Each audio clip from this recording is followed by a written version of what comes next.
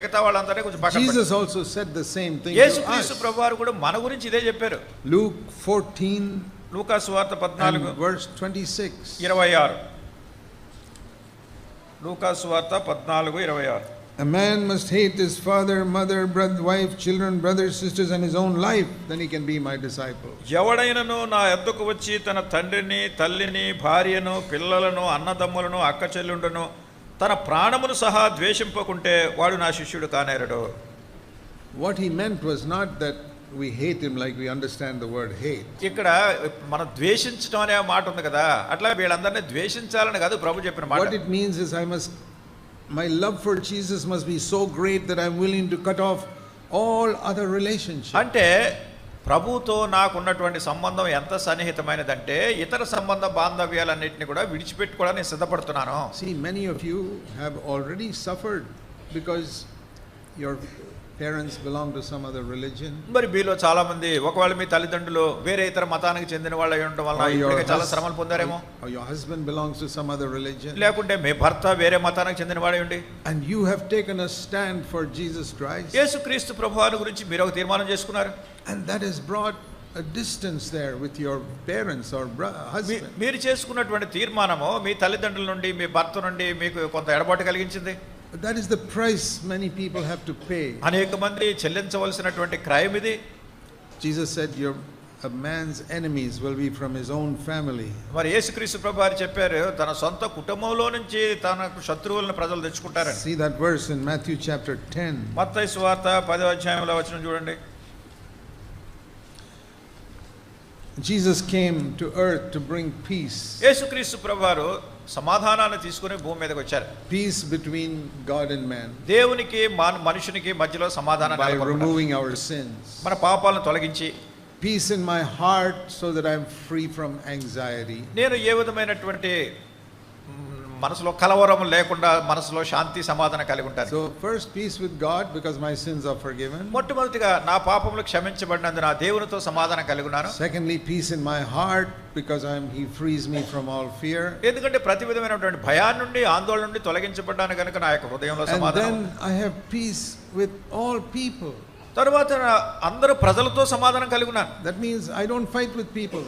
అంటే నేను ఏ ఇతర వ్యక్తులతో కూడా నేను ముభావంగా లేకుంటే శత్రుత్వం కలిగిలేను. They come to fight with me, I don't fight with them. వాళ్ళు నా మీద పోరాటానికి వచ్చినా కానీ నేను వాళ్ళతో పోరాటను కొట్లాటకు వెళ్ళను. All of us, if you are a disciple of Jesus, you must be known as a man and woman of peace. మనం అందరం కూడా యేసుక్రీస్తు ప్రభువారి యొక్క శిష్యులైనటువంటి వాళ్ళు ప్రతి ఒక్కరు పురుషులు కానివ్వండి స్త్రీలు కానివ్వండి ప్రతి ఒక్కరితో సమాధానం కలిగి ఉండాలి.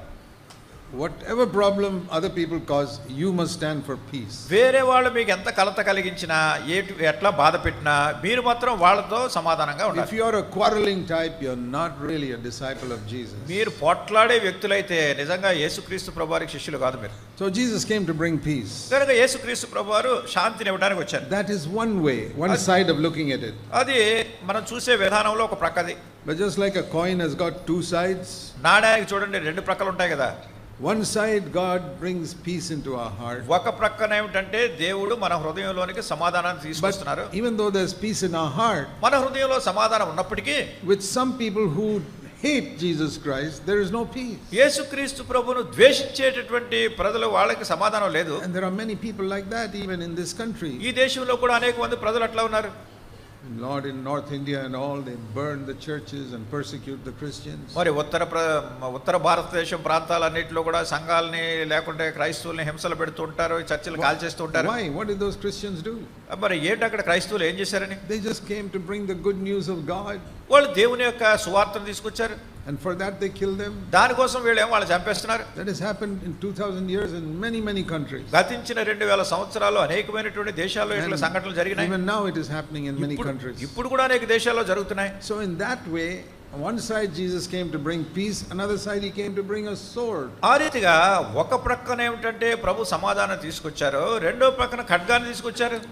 So that's what it says in Matthew 10. మత్తయి సువార్త 10వ అధ్యాయంలో in verse 34. 34వ వచనంలో Don't think I came to bring peace on earth. I did not come to bring peace but a sword. నేను భూమి మీదకి సమాధానమును పంపవచ్చితినని తలంచుకుడి, ఖడ్గమునే గాని సమాధానమును పంపుటకు రాలేదు. When the angels proclaimed Jesus' birth, they told the shepherds, మరి peace on earth. దూతలు యేసుక్రీస్తు ప్రభువారి యొక్క రాకడను గురించి గొర్రెల కాపరులతో చెప్పినప్పుడు భూమి మీద సమాధానము కలుగును గాక అన్నారు. So there are two sides to this. ఇక్కడ రెండు పక్కలు ఉన్నాయి. As I told you, first of all, peace with God and in our hearts. మొట్టమొదటిగా దేవునితో సమాధానం మన హృదయంలో కలిగి ఉంటాం. And to all men peace. ఈ మనుషులందరికీ సమాధానం కలుగును గాక. But from their side, వాళ్ళ ప్రక్క నుండి towards us, మన విషయంలో they will have a sword. వాళ్ళు ఒక ఖడ్గాన్ని పట్టుకున్నారు. Why? ఎందుకు? Because Jesus came and saved us. ఎందుకంటే యేసు ప్రభువారు వచ్చి మనల్ని రక్షించారని. So that's what he's saying. అదే ఆయన చెప్పినటువంటి మాట. In your heart there will be peace. నీ హృదయంలో సమాధానం ఉంది. But from their side there will be a sword. అయితే వాళ్ళ పట్టుకున్నది వాళ్ళ ఒక ఖడ్గం పట్టుకొచ్చారు. So Jesus came to bring peace and a sword. యేసుక్రీస్తు ప్రభువారు సమాధానాన్ని ఖడ్గాన్ని కూడా తీసుకొచ్చారు. In our hearts always peace. మన హృదయాల్లో ఎప్పుడు సమాధానం ఉంది. We never took a sword to fight anybody. మనం ఎవరి మీదన్నా పోట్లాడడానికి ఖడ్గం పట్టుకోవట్లేదు. What does it mean when he says they have a sword? అయితే వాళ్ళు ఖడ్గం పట్టుకున్నారంటానికి దీని అర్థం ఏంటి? Verse 35. A man will be against his father. ఒక మనుషునికి వారి తండ్రికి, daughter against the mother, కుమార్తెకు ఆమె తల్లికి, daughter-in-law against the mother-in-law, కోడలికి ఆమె అత్తకు. And who did that? ఎవరు చేశారు ఇదంతా? Because verse 35, Jesus came. 35 వచనంలో యేసు ప్రభువారు వచ్చారు కనుక నేను వచ్చాను. I came into that person's life. నేను ఆ వ్యక్తి జీవితంలోకి వచ్చాను. And verse 35, his father has become against him. మరి 35 వచనంలో ఏంటంటే ఆయన హృదయంలోకి వచ్చిన గురించి వాళ్ళ నాన్న ఎదురు తిరిగాడు. I came into that girl's life. నేను అమ్మాయి జీవితంలోకి వచ్చాను. And his mother is against her. వాళ్ళ అమ్మ ఇప్పుడు ఎదురు తిరిగింది. And I came into that married woman's life and the mother-in-law is against her. ఆ పెళ్ళైనటువంటి అమ్మాయి జీవితంలో నేను వచ్చాను, వాళ్ళ అత్తగారు ఈమెకు ఎదురు తిరిగింది. So if that is happening to you, it's not surprising. Jesus said it 2000 years ago. కానీ ఇది జరుగుతుంది. యేసుక్రీస్తు ప్రభువారు 2000 సంవత్సరాలకు పూర్వమే మాట చెప్పారు. ఇది ఆశ్చర్యం కాదు. So when we press on to know Jesus Christ, కనుక యేసుక్రీస్తు ప్రభువారిని ఎరిగి ఉండే నిమిత్తం ముందు కొనసాగుతున్నప్పుడు it's a wonderful experience for us. ఇది ఎంతో అద్భుతకరమైన అనుభవంగా ఉంటుంది మనకి. But other people can hate you. అయితే ఇతరులు నిన్ను ద్వేషిస్తారు. And not only hate you, in some places they kill. నిన్ను ద్వేషించటం మాత్రమే కాకుండా కొన్ని స్థలాల్లో వాళ్ళని చంపేస్తారు కూడా. And it says in verse 36, 36వ వచనంలో చెప్పబడింది ఇక్కడ. The biggest problem will be from our own family. ఇక్కడ పెద్ద సమస్య ఏమిటంటే ఇంటి వారే అతనికి శత్రువులు అవుతారు. A man's enemies will be not those strangers but in his own home. ఒక వ్యక్తికి ఉన్నటువంటి శత్రువులు ఎక్కడో కొత్త వాళ్ళు వచ్చి చేసేటట్టు కాదు, శత్రుత్వం ఇంట్లో ఉన్న వాళ్ళే శత్రువులు అవుతారు. Have you found that? ఎట్లాంటి జరిగిందా మీకు? That you find enemies because you stood up for Jesus, you have enemies in your own house? యేసుక్రీస్తు ప్రభువారి కోసం మీరు స్థిరంగా నిలబడ్డారు కనుక మీ ఇంట్లో ఉన్న వాళ్ళే మీకు శత్రువులైన సంగతి మీకు జరిగిందా? I know with many of you it has not happened. మరి నాకు తెలిసిన మీలో చాలా మంది ఇంకా జరగలేదు. But with many others it has happened. అయితే అనేక మంది ఇతరులకు ఇది జరుగుతుంది. That family members turn against you because you're standing for Jesus Christ. యేసుక్రీస్తు ప్రభువారి కొరకు మీరు నిలబడ్డారు కనుక మీ కుటుంబ సభ్యులే మీ మీదే ఎదురు తిరుగుతున్నారు. But why should we be afraid? అయితే ఎందుకు మనం భయపడాలి?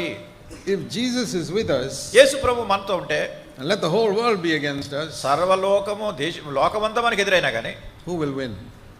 ఎవరు గెలుస్తారు? See, in the world there are crores and crores of people. లోకంలో కోట్లాది మంది ప్రజలు ఉన్నారు.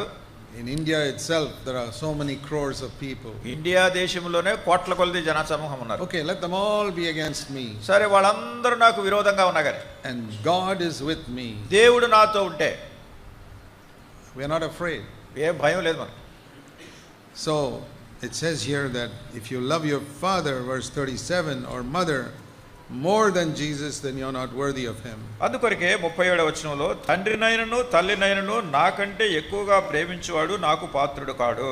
And that is why in such situations all the more we must know Jesus Christ personally. అందుకొరకే అట్లాంటి పరిస్థితుల్లో అన్నిటికంటే ఎక్కువైనటువంటి సంగతి ఏమిటంటే యేసుక్రీస్తు ప్రభువారిని వ్యక్తిగతంగా ఎరిగి ఉండాలి మనం.